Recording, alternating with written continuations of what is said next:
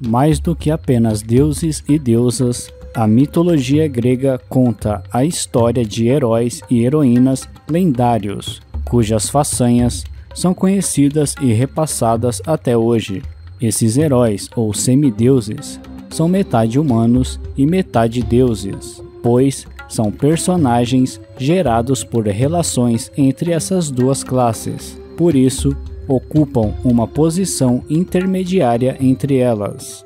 Esses seres possuem poderes especiais relacionados à força, inteligência e velocidade, que os humanos não apresentam, porém, também são mortais.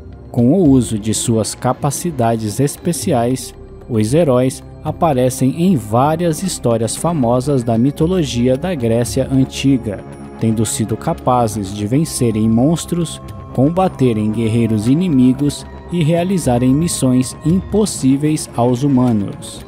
No vídeo de hoje, falaremos sobre a lenda de Aquiles, o grande herói da Guerra de Troia.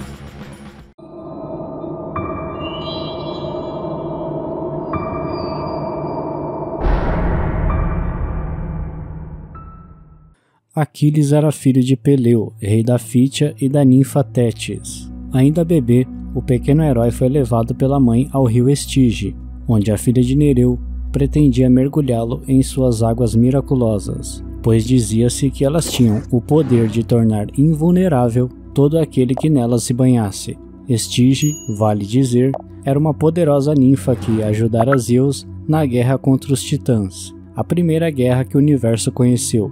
Por isso, fora recompensada com uma fonte na Arcádia, de águas sombrias e de longo curso, que entravam terra dentro, desaguando nos submundos infernais. A criança foi suspensa pelo seu calcanhar, e por isso essa parte do seu corpo permaneceu mortal, e por fim, esta fraqueza levaria à queda de Aquiles.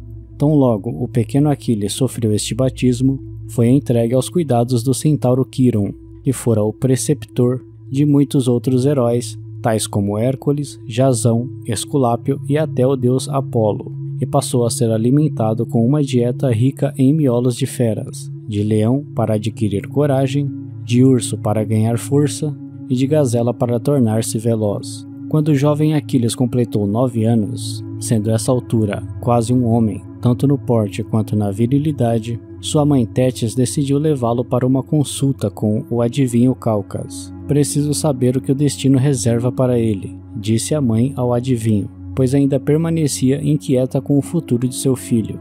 O sábio Calcas, após consultar seus argúrios, declarou finalmente: Troia poderosa jamais será conquistada sem o valor de seu braço, mas completara a previsão com outra, agora funesta. Seus pés, contudo, jamais pisarão o chão da cidade sagrada. Eis que antes disso, baixará ao reino de Hades. Desde aquele instante, então, Tétis concebeu um plano. Se o destino de Aquiles está em perecer diante das muralhas de Troia, pensou a deusa, então a sua salvação estará em jamais participar de tal campanha.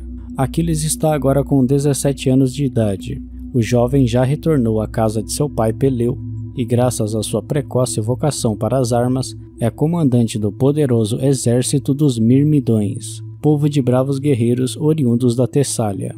Entretanto, ao saberem das notícias de que o troiano Paris, infringindo todas as regras da hospitalidade grega, havia raptado Helena, esposa de Menelau, em sua própria pátria, Tétis, sabendo que o seu filho estava destinado a uma vida gloriosa, mas curta, procurou esconder Aquiles do mundo. E assim, na noite do dia seguinte, Tétis levou o filho até o ancoradouro.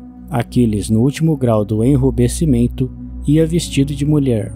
Sim, só havia um jeito de impedir que ele acabasse reconhecido em uma corte imensa como a de Cirus, introduzindo-o no harém do próprio rei.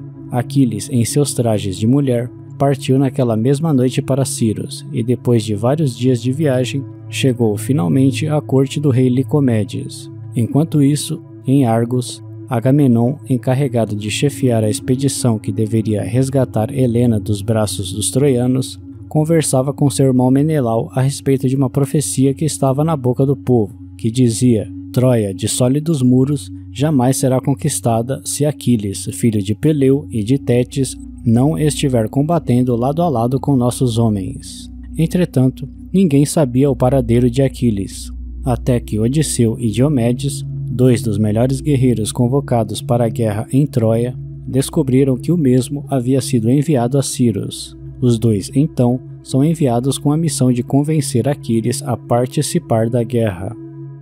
Odisseu e Diomedes chegaram à corte de Licomedes. Ali, em entrevista franca com o soberano, instaram com ele para que lhes revelasse o paradeiro de Aquiles.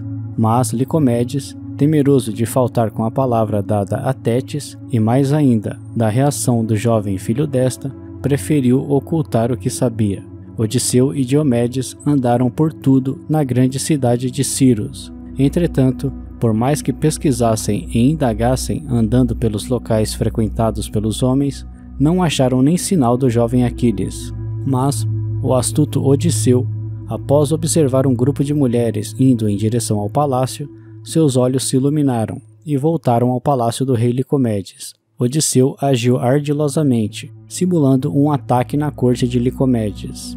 As mulheres da corte fugiram para se salvar, enquanto que Aquiles se revelou para combater os inimigos, empunhando a espada e apresentando-se como um guerreiro em formação de batalha. Odisseu o convenceu a participar da guerra, e Aquiles, deixando para trás o seu filho, Neoptolemo, o qual havia tido com a princesa Deidâmia, filha do rei Licomedes, navegou para Troia. Com ele foram 50 navios rápidos, cada um carregando 50 homens do seu próprio exército privado, os Mirmidões. Convocado à guerra com a profecia que o proclamava fundamental à vitória, Aquiles marchou ao lado dos gregos na guerra de Troia, apesar dos esforços de sua mãe para que ele não participasse, pois poderia morrer no conflito. O jovem Aquiles decidiu atender sua fome de glória e reconhecimento e partiu em direção ao campo de batalha. Na guerra em Troia, Aquiles conquistou grandes vitórias e rapidamente ascendeu na hierarquia militar. Entretanto, em certo ponto do conflito, o herói foi traído por Agamenon, que o obrigou a devolver a jovem Briseida, dada a ele como um prêmio por vencer uma importante batalha. Indignado pela autoridade de outros sobre suas vitórias, Aquiles decidiu retirar seu batalhão e abandonar a guerra. Como ditou a profecia, os gregos começaram a ter derradeiras perdas e derrotas com a retirada de Aquiles.